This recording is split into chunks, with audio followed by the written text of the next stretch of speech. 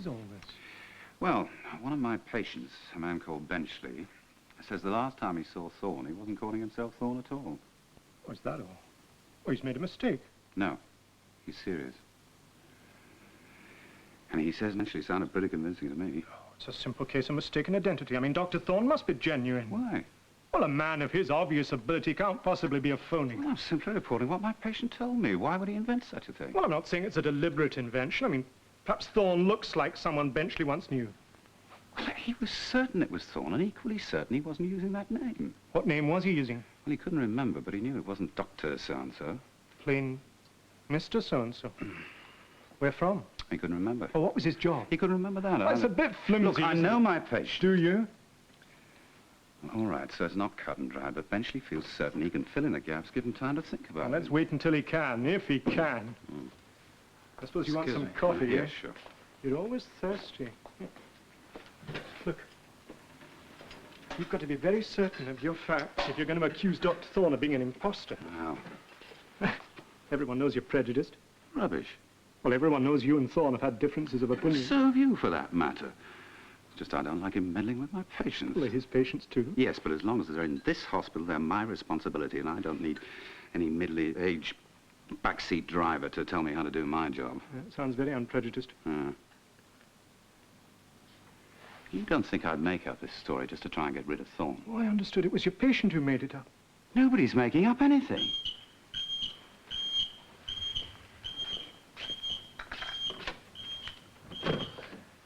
Yes, Baxter? Oh, put him on. Yes, Dr. Baxter. There you are, Mr. Benchley. Dr. Baxter, I've remembered. That fellow Thorne. I know exactly where I saw him and what he was doing. Well, I think that will do for today, Miss Smith. I'm not being much help, am I, Dr. Stern? These things take time. Supposing my memory never comes back, I'll have to spend the rest of my life not knowing who I am. I am sure that will not happen. Oh, excuse me. Well, she's well-educated, well-read, cultivated, and probably used to a high standard of living. Yes, well, I was able to work that out for myself, but did you find out who she is or where she comes from? How long does it take for a fractured tibia to heal in a young, healthy subject?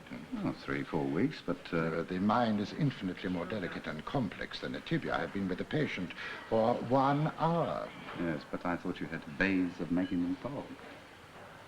Well, yes, she did talk. However, I don't understand... Oh, no, forget it. Dr. Baxter, I think we should move this patient to the psychiatric wing. Well, I would prefer Miss Smith to remain here. But I could give her more attention in yes, my but I want to ward. keep my eye on that rather tricky fracture. I would not do... I'm sure she would be better off here. Don't you agree, sister? She certainly seems very happy in this ward, Dr. Baxter. And besides, there's a more normal atmosphere here than in the psychiatric wing. My patients are just as normal as yours, Dr. Baxter. Their symptoms are different, that's all. However, as I am short of bed, she might as well stay here. I will see you again tomorrow, Miss Smith. Goodbye, Dr. Stern. Right. Well, did you get anywhere with Dr. Stone? I'm afraid not. You don't need me, Dr. Baxter. No, thank you, sister. You carry on. Well, we've got the police making inquiries. About me? Yeah. That sounds rather sinister. Why? Well, we don't know what they might find out. Well, I'm sure it's not going to be anything terrible. Well, you haven't got anything to hide, have you? Well, I might have. Doctor. Yeah? I'm frightened. Look, I keep telling you, there's nothing to be frightened about.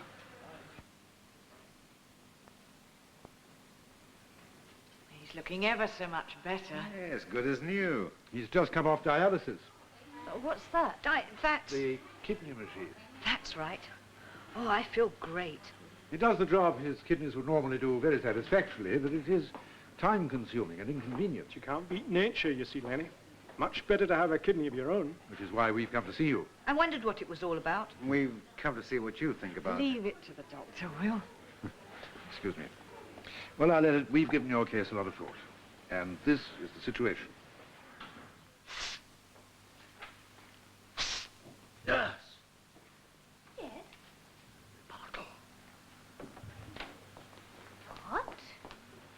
I want a bottle.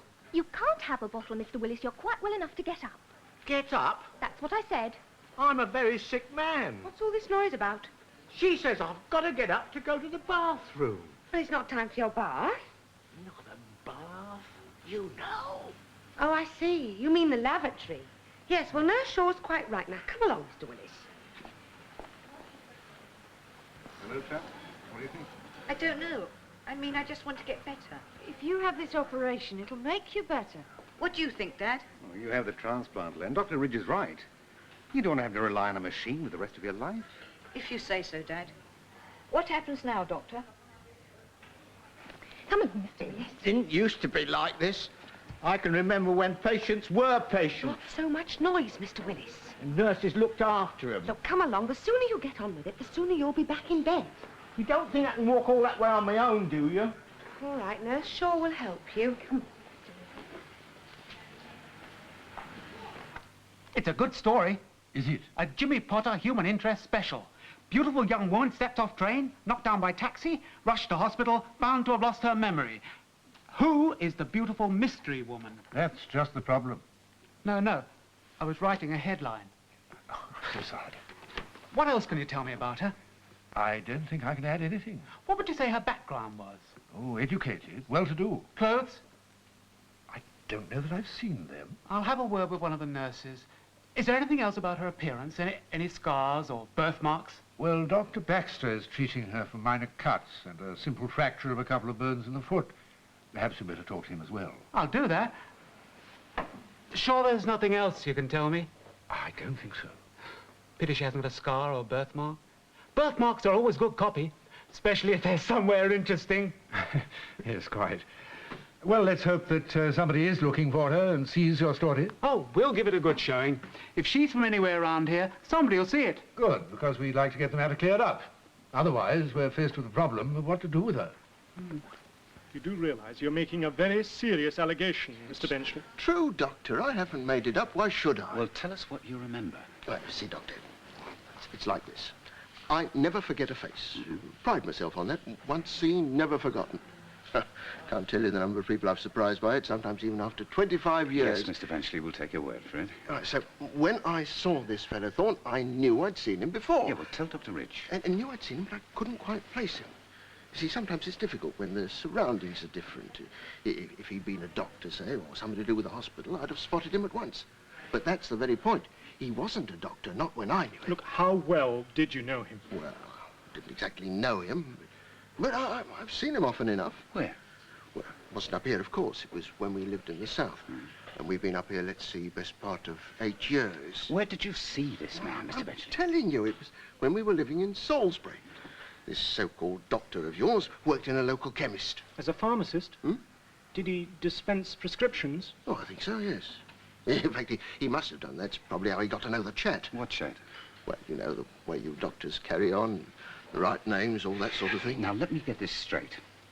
You are saying that the man we know as Dr. Thorne is an imposter. No, he's not saying anything of the sort. Let me deal with this. You knew him in Salisbury 8 years ago. Yes. And at that time, he was not practicing as a doctor, but working in a local chemist. Yes. Yeah, what was the name of the chemist? Oh, I can't remember. But you apparently can remember Dr. Thorne. Faces I never forget. Names, forget my own sometimes. So you wouldn't be able to tell us what name the man was using at the time? Oh, I doubt if I even knew it. But you do know that Dr. Thorne and the man you knew in Salisbury are the same person. Not a doubt of it. You'd better be absolutely certain, Mr. Benchley, or you'll be in very serious trouble. Oh, that fella's no more a doctor than I am. Stake my life on that. Yes, well, thank you, Mr. Benchley. What are you going to do about it? You just leave it to us. Because if you don't do something, I will. All right, Mr. Benchley. I'll attend to it, personally.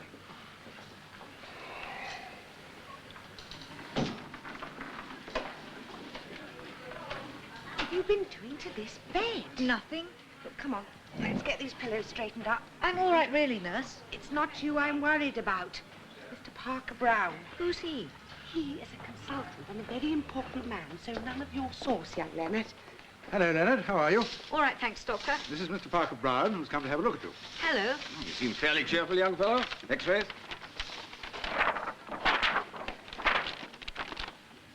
High supports.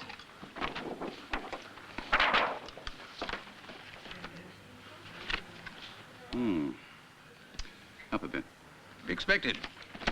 Thalmoscope. Now, lie back. Look straight at the ceiling. And keep quite still. Quite still. And turn your head towards me. Keep looking straight up at the ceiling. That's it. Fine. Apart from those kidneys, you're a pretty fit young man. I play a lot of football. I mean, I used to. Until your kidneys let you down. We'll have to see what we can do to put that right. Will you give me 2 new kidneys? Well, luckily, one will do perfectly well. It enlarges to do the work of 2. Then I'll be able to play football again. If it works, I don't see why not. How soon can we start? Ah, well, that will take a little time. You see, we can't give you just any old kidney. It's not going to be difficult, though, is it? Well, is it?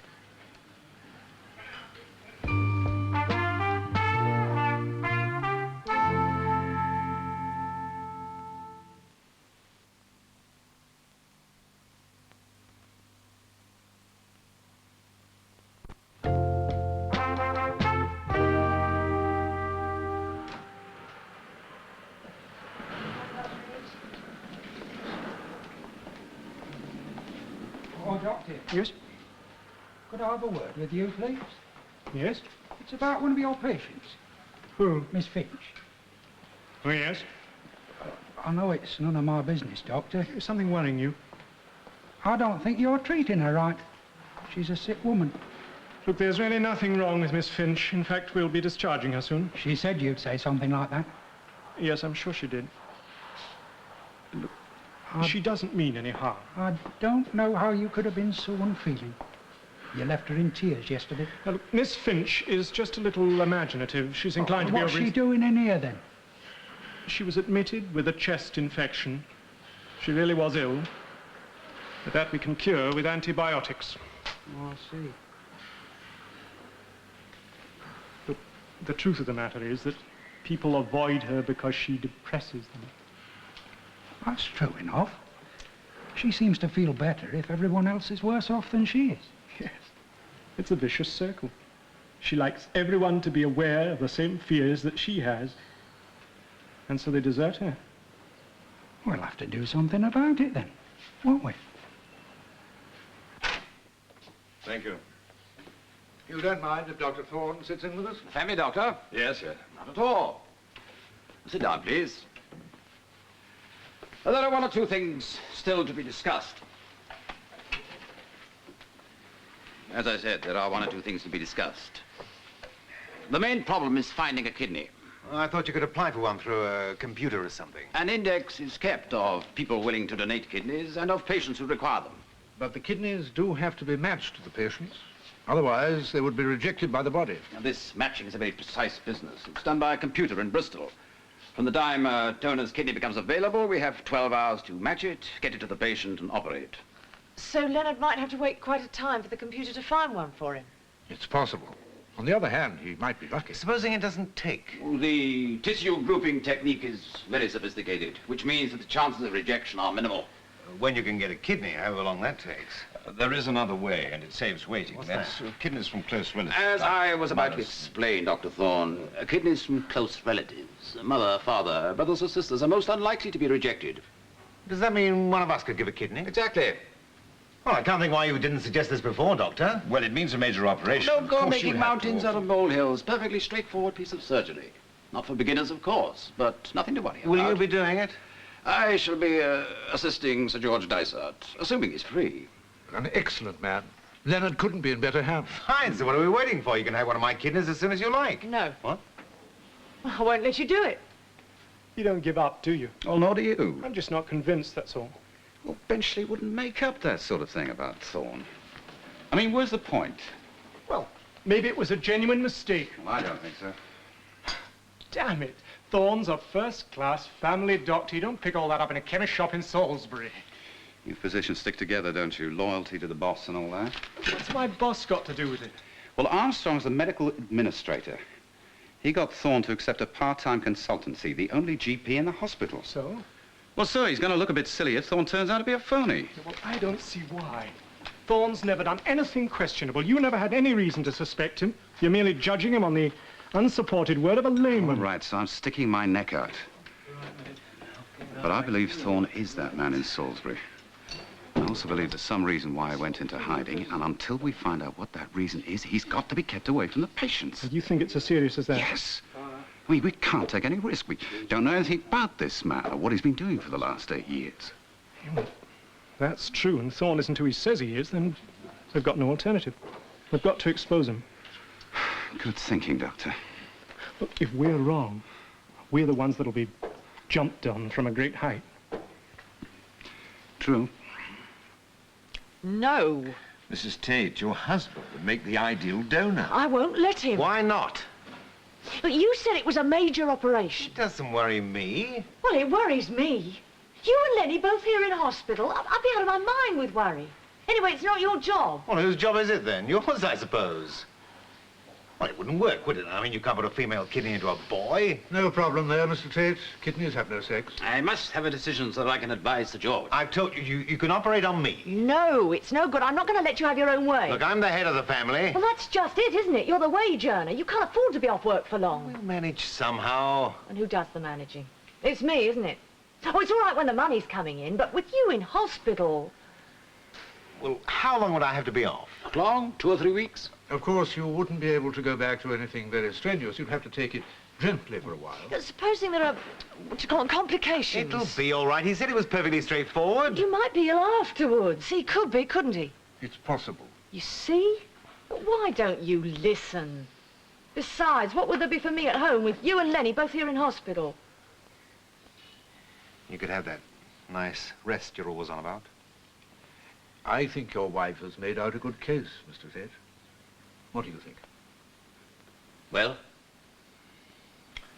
Oh, yes, I do, yes. Doesn't matter who donates the thing. Let's get on with it. It would seem more practical for your wife to be the donor, Mr. Tate. You see? But I'm the boy's father. It's more natural. It's not more natural than me being the mother. Mr. Tate. Oh, all right. All the same, I would have liked to help Len, give my son part of my body. Well, that's something not many fathers... Well, when will you do it, Doctor? Let you know in a day or two. Ring George Dysart now. All depends on him.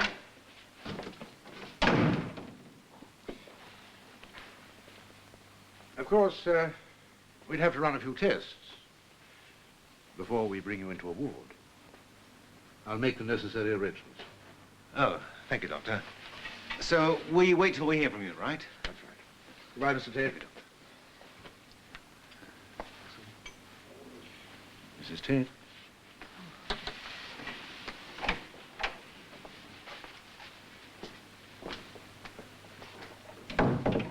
Phew.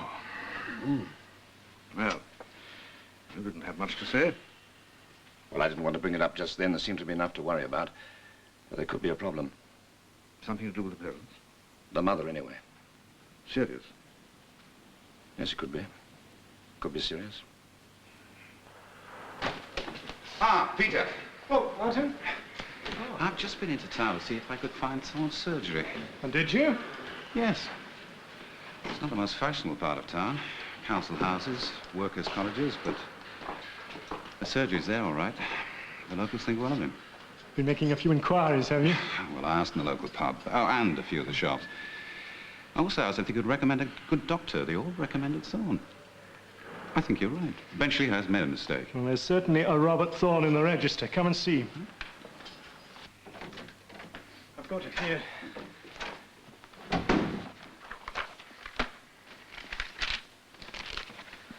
Yeah.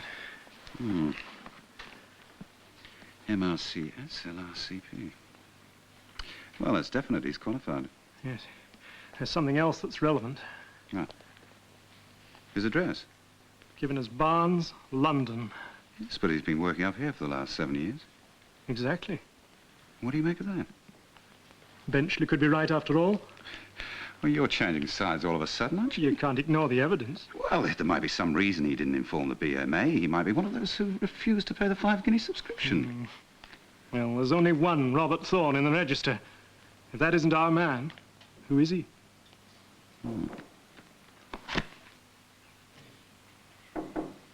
Come in. Oh, hello, Mrs. Tate. Do come in. Please sit down. I won't keep you a moment. Oh, now, have you seen Leonard this morning? Yes. Please, do sit down. He's getting a bit fretful. Wants to have the operation over and done with. Yes. Well, so do I, come to that. Well, now you've done the test, it won't be long, will it?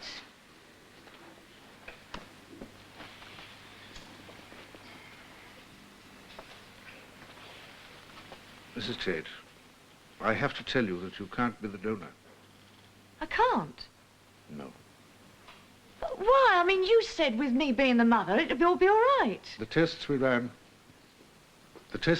show that you suffer from chronic pyelitis.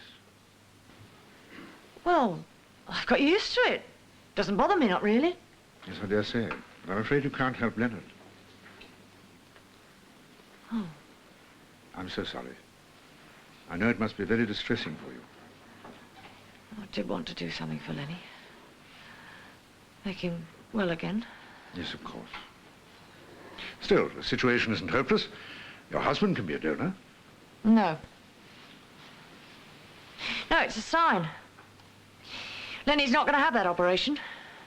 I won't let him.